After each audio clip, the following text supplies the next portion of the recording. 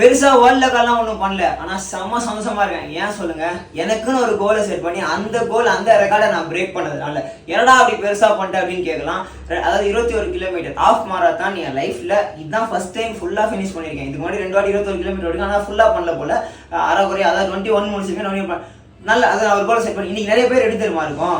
அதாவது அவனை போடணும், இவனை ரெக்கார்டை போடணும், இவனை போட்டு மேலே வரணும். போடுங்க, தப்பே இல்லை. ஃபர்ஸ்ட் நீங்க ஒரு கோல் செட் பண்ணி அதை போடுங்க, அடுத்து இன்னொருத்தனை போடுங்க, அதுக்கப்புறமேட்டு இன்னொருத்தன் வந்து உங்களை போட்டுருவான். இதுதான் உண்மை. ஓகே, புரியுதா? புரியல திரும்ப கேளுங்க, ரொம்ப தெளிவா புரியும். இதுதான் வாழ்க்கை. ஸோ வாழ்க்கையோட எண்டில் தோக்குறோம் ஜெயிக்கிறோன்றது மேட்டர் இல்லை. நல்ல ஒரு போட்டியாளனா சமாதானமா வாழ்ந்தோம் முடிச்சோம் அப்படின்னு இந்த கான்செப்ட் தான் நான் ஓடிட்டு இருக்கேன் கடைசி வரைக்கும். என்னுடைய மரணம் வரைக்கும் ஒரு போட்டியாளனா என்னுடைய வாழ்க்கையை தொடரலான்னு இருக்கேன்.